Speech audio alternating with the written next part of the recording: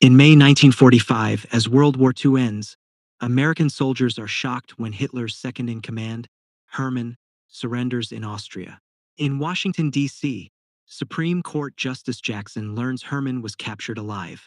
Though the original plan was execution, Jackson refuses to punish men without a proper trial and wants to charge all surviving Nazis with war crimes. His secretary argues this is impossible because international law prevents one country from dictating another's behavior, leaving the prisoners in a legal limbo. However, Jackson insists they just need organization, starting with a tribunal of judges from each allied country. Meanwhile, on a train in Luxembourg, Army psychiatrist Douglas flirts with Leia using a magic trick. Upon arrival, Sergeant Howie translates as they head to the Grand Hotel Mondorf. Colonel Andrews reveals the hotel is a secret prison for the Nazi High Command. Douglas is tasked with monitoring the prisoners' mental health to prevent self-deletions, as 3 have already died from hidden poison capsules. His priority is Hermann, who carries a large quantity of medicine. Though Hermann claims it is for his heart, his 40-pill-a-day habit leads Douglas to conclude he is an addict. Before settling in, Douglas examines Hermann. When Douglas suggests losing weight is the best heart remedy, Hermann is visibly offended. After leaving, Douglas tells Howie that Hermann speaks English, noting he reacted to the word fat before it was even translated. Douglas then meets other prisoners, including slave labor leader Dr. Lely and the Great Admiral, who claims his 76-day detention violates the Geneva Convention. Julius, Hitler's propaganda director, asks if Douglas is Jewish. When Douglas denies it, Julius claims he works in a Jewish profession. Meanwhile, Hermann begins a diet and exercise regimen, stopping his requests for medicine. That night, Douglas journals his findings, concluding Hermann is the group's glue. He then gathers a wheelbarrow of books on Nazi leaders from the library, hoping that deeper knowledge will help him gain their trust and understand what drives a person to commit atrocities.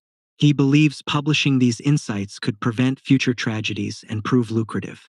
Upon returning to the hotel, Douglas finds Hermann having a heart attack. He orders aspirin and leads Hermann through breathing exercises. Hermann reaches for a photo of his wife, which Douglas provides. To prove the aspirin is safe, Douglas tastes it first. Hermann takes it and recovers quickly, even thanking Douglas in English. At the office, Jackson learns all Allied countries have joined the tribunal. Army lawyer Ammons conveys that leadership wants a swift trial followed by executions, doubting a full trial will even occur. At the hotel, Douglas administers Rorschach tests, promising confidentiality. Hermann is friendly in English, while Julius offers vulgar interpretations.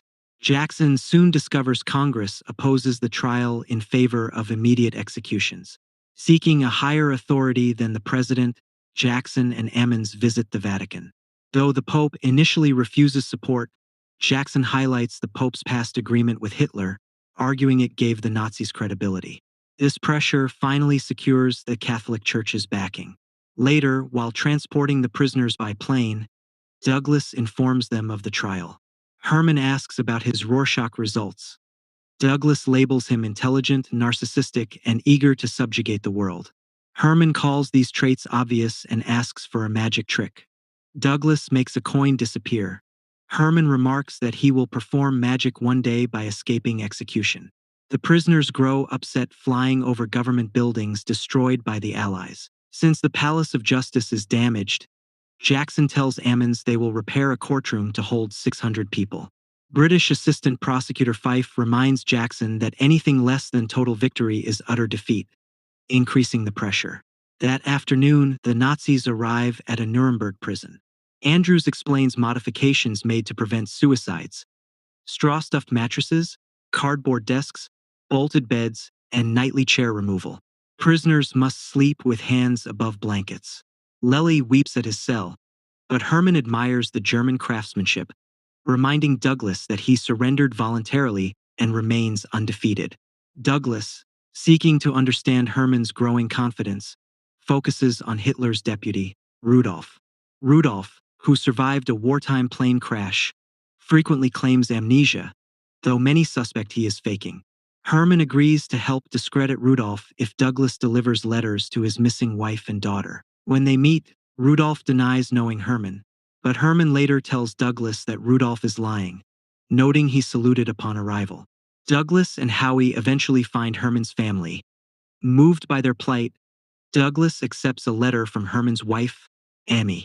Returning to a building swarmed by reporters, the team prepares to charge the prisoners with crimes against peace, war crimes, humanity, and conspiracy. Julius sarcastically requests a Jewish lawyer. Lely turns violent, claiming innocence, and punches Douglas before begging guards in English to shoot him. Later, Douglas encounters Leia at a bar. She reveals she is a reporter and warns him the trial will be a spectacle. Back at the prison, Douglas delivers Emmy's letter. Meanwhile, courthouse repairs continue, including a tunnel for the Nazis and bright lights requiring sunglasses for the audience. Jackson then faces a major problem. The Germans will argue their 1940 invasion of Denmark and Norway was a preemptive strike against British plans. The team realizes they must discover what intel Germany holds to counter it in court. In the evening, Jackson secretly asks Douglas for information from the prisoners. Douglas cites doctor-patient confidentiality, but Jackson argues Douglas already breaks it by writing reports. Jackson explains they won't simply shoot the Nazis to avoid making them martyrs. Later, Douglas shares cigarettes with Hermann and discusses Hitler. Hermann claims Hitler restored German glory and maintains he designed camps for labor, not death, blaming atrocities on others while refusing to betray Hitler. The next day, Douglas warns Jackson that Hermann is sympathetic and potentially deceptive. Ammons accuses Douglas of defending Hermann, but Douglas clarifies he is simply analyzing a man who prioritized German greatness over human life. He warns Jackson that trial assumptions will lead to defeat. Afterward, Lely apologizes to Douglas and mentions preparing his defense, leading Douglas to feel a breakthrough. However, an alarm soon sounds. Lely has committed suicide using a towel hem and underwear to remain silent. Andrews, displeased, hires Dr. Gilbert for a second opinion. When Douglas asks Hermann about the suicide, Hermann calls it a coward's choice and warns Douglas to protect himself from his own allies. To illustrate his point, he claims his father's Jewish friend abused his mother. Gilbert eventually arrives, deems Rudolph's amnesia genuine, and proposes a joint book, which Douglas refuses. Douglas continues gathering intel for Jackson while visiting Hermann's family to perform magic for Ada. Howie grows suspicious of these private visits, but Douglas ignores him. The night before the trial, Hermann tells Douglas as a friend that he will take full responsibility for his actions but deny knowledge of others' crimes. Douglas passes this to Jackson. The next day, the trial opens via radio broadcast. The judges deny Hermann an opening statement. He pleads not guilty in German. That evening, Douglas finds Hermann's family home ransacked. Andrews reveals Emmy was arrested for suspected art theft and Ada sent to a convent. When Douglas visits Hermann, he lies about the family's safety, but Gilbert reveals the truth. Furious, Douglas attacks Gilbert, and guards must separate them. As the trial continues, Jackson presents unprecedented new evidence, horrifying film footage never seen before. The video displays liberated camps and atrocities, including piles of bodies and starving survivors. Prisoners had numbers tattooed on their stomachs, and factory ovens could burn 400 bodies daily.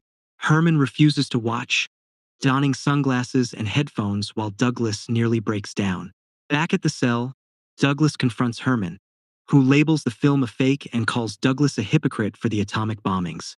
Douglas snaps, arguing the difference between war and genocide, then leaves after noting Hermann's choices cost him his family. Later, Leia finds a drunk Douglas at a bar and tricks him into discussing his job. An article follows and a furious Andrews fires Douglas. Before leaving, Douglas learns Emmy and Ada are free. At the station, Howie reveals his Jewish heritage and how the Nazis killed his parents, begging Douglas for a way to defeat Hermann. Howie warns that the Holocaust happened because people cared too late. Douglas realizes the trial is a trap. Hermann surrendered to use the stand to redeem Hitler. He gives Jackson his private notes, advising him to use Hermann's vanity against him. Staying in Germany as a civilian, Douglas watches as Hermann poses like a hero on the stand. Hermann claims camps were merely work areas and dismisses the final solution document as a mistranslation. Jackson loses his temper and is scolded by the judges, appearing defeated. However, Fay takes over, questioning Hermann's loyalty. Hermann admits he is still loyal to Hitler, shouting Heil Hitler and destroying his credibility. The team thanks Douglas for the intel. Douglas says a final goodbye to Hermann, admitting he broke confidentiality. The Nazis are sentenced to death by hanging. At 11 p.m. on execution night, Hermann uses Douglas's magic trick to reveal a hidden poison capsule and dies. Meanwhile, Howie assists a sobbing Julius to the gallows, where he is hanged. One by one, the prisoners are executed. Afterward, Douglas writes a book warning that Nazi-like mindsets exist everywhere, but it fails. He becomes an alcoholic and eventually takes his own life with the same poison Hermann used. Howie lives happily in America, while Jackson's case becomes the foundation for all modern war crimes prosecutions.